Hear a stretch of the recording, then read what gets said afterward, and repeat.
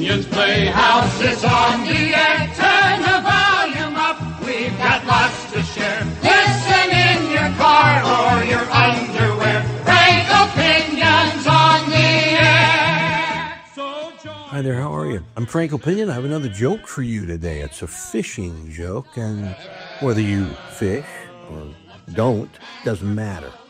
It's a great joke. I want to thank the folks at AO Creatives real quickly, aocreatives.com.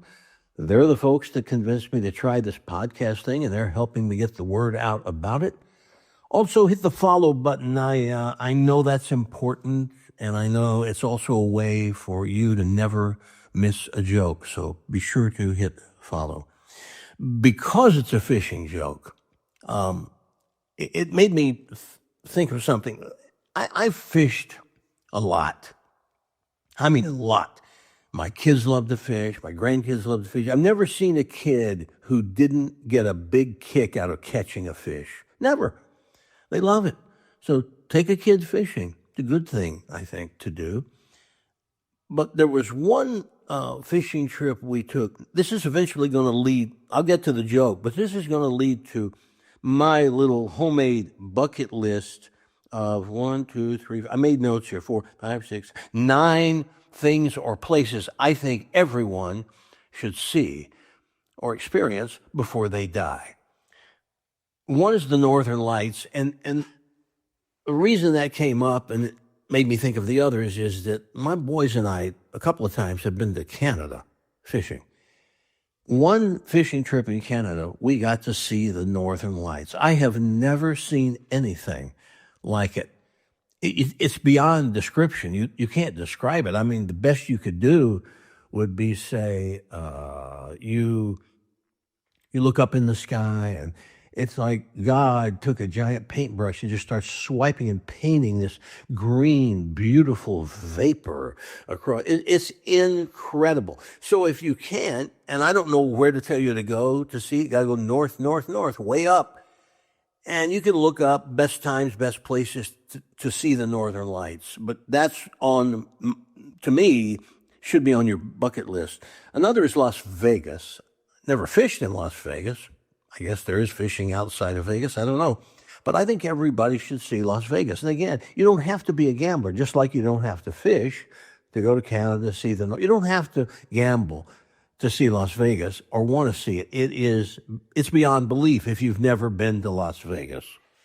The other is, or one other is Washington, D.C. Now, my family, we went to Washington, D.C. once. If I never go back, it's fine. But everybody should spend at least 3 days, and there's so much to see, from the FBI headquarters to the White House to on and on and on. I think that's a must-stop before you die. I also think everybody should see the ocean. If your reaction to that is, well, who hasn't seen the ocean? A lot of people. I didn't see the ocean until I was 23. I grew up. We didn't have any money, so we never went on vacation. The only vacation we ever took was to see my sick grandmother every year. That's how my dad used his 2 weeks vacation. Driving up to Ohio to see my sickly grandmother where the house smelled like Vicks Vapor Rub all the time in every room. It was depressing and made you think not too kindly of old people. The Grim Reaper's on my tail. And as a kid, you don't want to go there. It's, Vicks everywhere. But I do believe that if you're able to take vacations, Las Vegas, the ocean, Washington, D.C., the Northern Lights, and let's throw the Grand Canyon in there.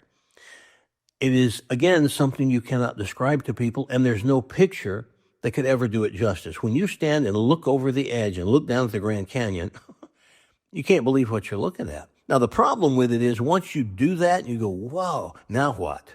Now what? If you want, you can take mules and go down to the bottom and come back up. I don't want to do that. I'm too lazy for that.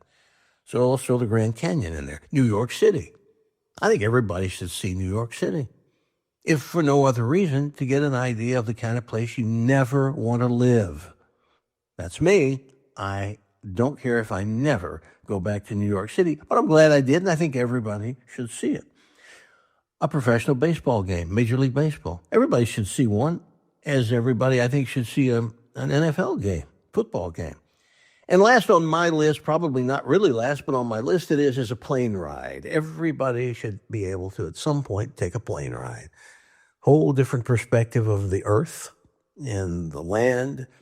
And it's exciting, scary to some people, but exciting. I got one other thing that it's not a bucket list thing that's a must, but if you can afford it, take about 5 flying lessons, the small plane, private lessons.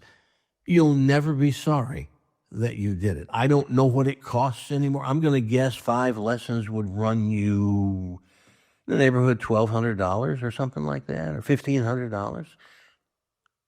In just 5 flying lessons, you're going to learn so much about flying and how planes fly, how they work, how the airports work.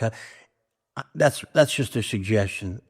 Next time, then, when you're on a flight, you'll have a whole different perspective on flying because you have flown a plane. Now to the joke. It's a story of a guy who's leaving for the weekend to go fishing with his buddies. There's a wonderful lake or pond in Beardstown, Illinois. They have a friend who knows somebody who has property in Beardstown, Illinois, so they're going to go there and fish this lake. He leaves the house on Friday, tells his wife, I'm headed to Beardstown, be back on Sunday, and out the door he goes. Sunday comes, and he comes back home, and as he walks in the door, his wife is stunned at what she sees. She stares at him. He has a full beard. I mean a beard that would normally take any man 6 months to grow, at least. Long, thick beard. Now, she says to him, what's with the disguise? Why did you go get a fake beard? He goes, it's not fake. Here, pull it. She pulls it. She goes, oh my God, how could this be? He goes, I don't know. I go to Beardstown. Maybe that's it. Maybe that's why it's called Beardstown. I go there, I fish for a couple of days, I come back, look at this beard, unbelievable. She says, it really is incredible that you go to a town called Beardstown and you come home with a long, thick beard. She says, I have a suggestion. He said, what? She said, maybe next time you could go to St. Peter's.